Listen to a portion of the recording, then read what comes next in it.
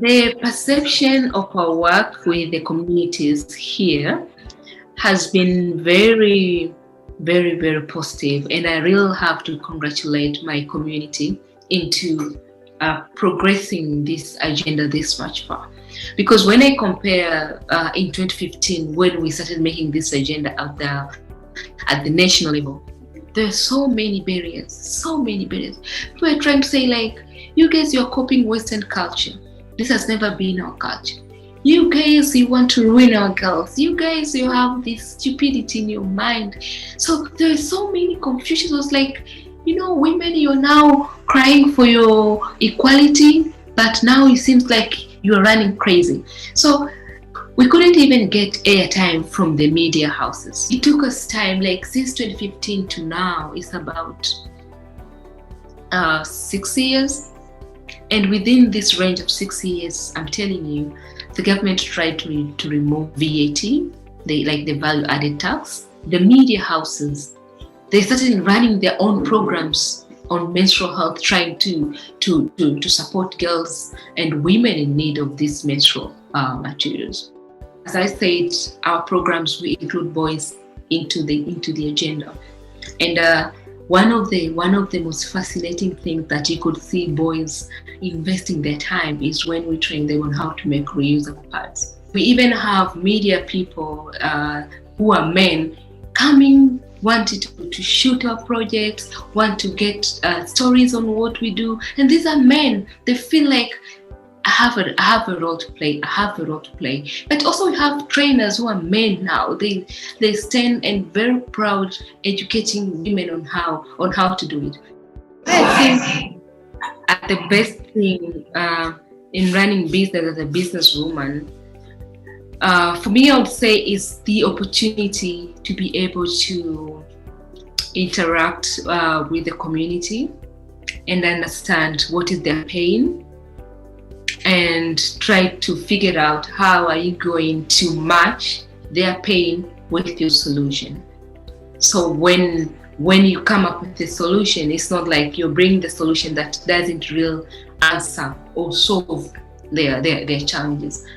What I think is the barrier for the business, I would say that access to finance, that is something that is very, very, very challenging. We really rely on making sure that we get that profit, in making sure that we are able to sustain ourselves. So we're very strict when it's come to running business.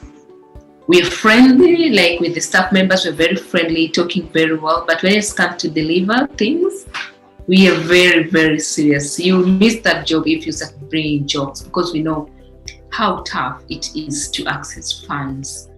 If you have decided to run your business, what I could say is success cannot happen overnight.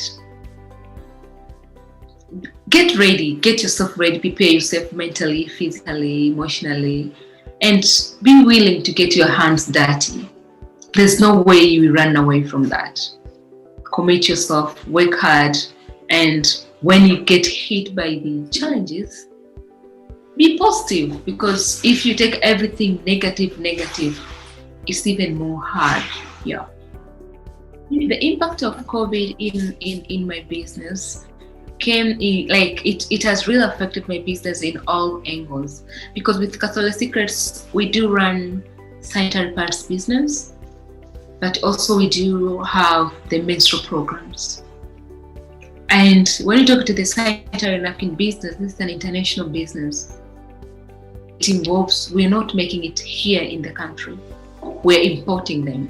So this involves going to the factory, asking them to produce the product that we want, and then asking them to ship this product to us so that we can get it to the customers.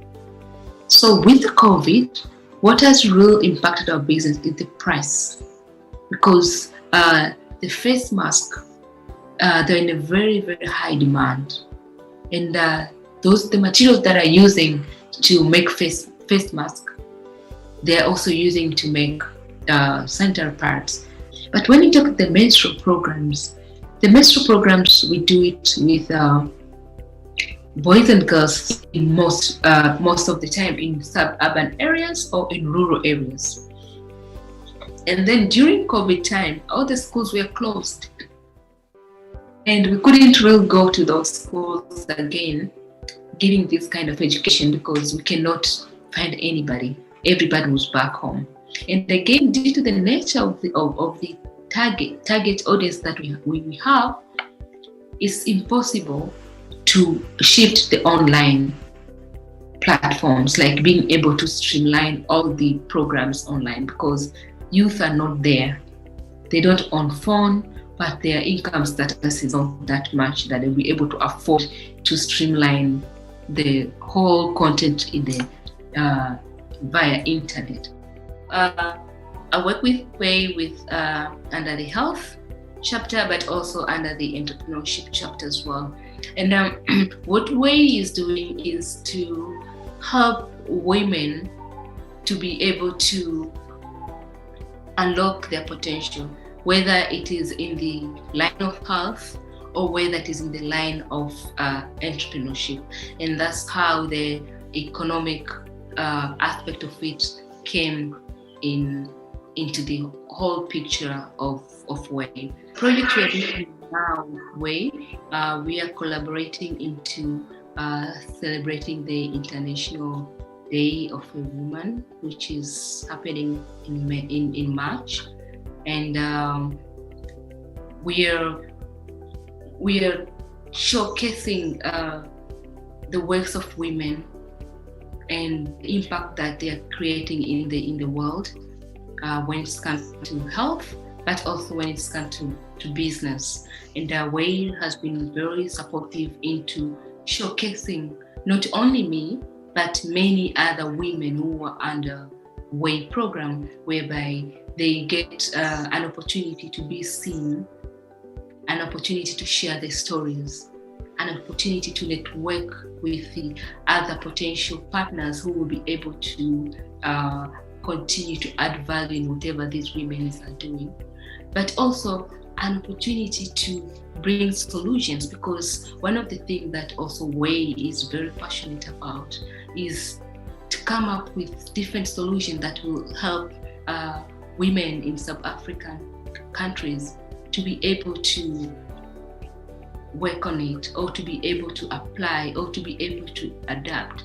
So these are the things that our company and WEI have seen, that let's do this together and showcase what you have been doing in the community, also in your country, so that many other women in Africa or outside Africa will be able to see it, and will be able to get some few points on how to start whatever they are doing, or on how to gain back faith and hope into keep doing what they're doing. So with WEI, these are the areas of work that we have been doing together for I would say 2 to 3 years now, and it has been very impactful in terms of